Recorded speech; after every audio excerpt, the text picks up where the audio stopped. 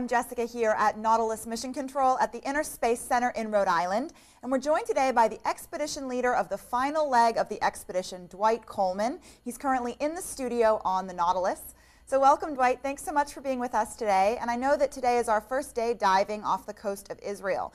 So can you tell us a little bit about why we're in this area and why it's scientifically interesting? Yeah, sure. Hi, Jessica. So we're only about 12 miles off the coast of Haifa, Israel right now. And this is the second time that we've been here. We were actually here exploring the coast of Israel in 2010, and we have developed a partnership with the University of Haifa and a bunch of scientists there, including marine geologists and marine biologists. And they're very interested in using the technology that the Nautilus has to investigate really their entire continental margin.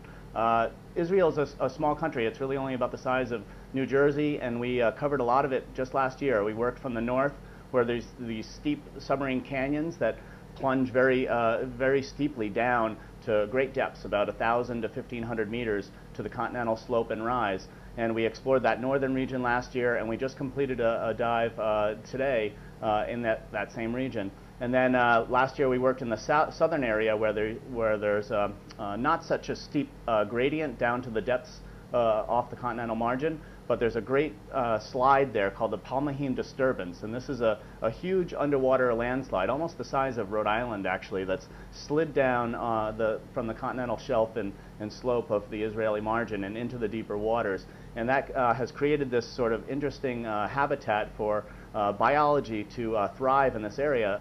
We're seeing all these structures that are related to probably the escape of gas that's in the sediment, and also processes related to salt diapurism, where we have salt deposits that are rising up through the sediments, and that's creating a zone of weakness, essentially, where these landslides can then be mobilized and then flow down slope. So we're studying these geological processes and then the ramifications of all these processes, which includes the biological ecosystems that develop around these regions. So it sounds like an interesting area. What are your research goals while you're there? Okay, well, working with our Israeli partners, they've identified a lot of areas along this coast that are worthy of further exploration. They've done a lot of multi-beam mapping, so they've created very good and very accurate maps of what the seafloor topography is. We have the tools with Hercules to go down and collect samples from these areas.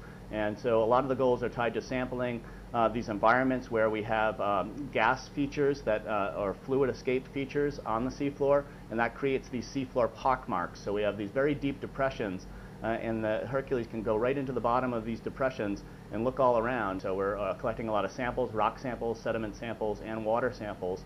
And there's some geochemists on board who will actually squeeze the water out of some of the push cores that we collect and look at the geochemistry of that seawater to try to understand more about what's creating these landslide features and slump features and pockmark features. Well, it sounds like it's going to be a very exciting leg. Thanks so much, Dwight, for taking the time to talk to us. My pleasure. Thank you. Again, I'm Jessica here at Nautilus Mission Control. Stay tuned at nautiluslive.org. And now back to the action on the ship.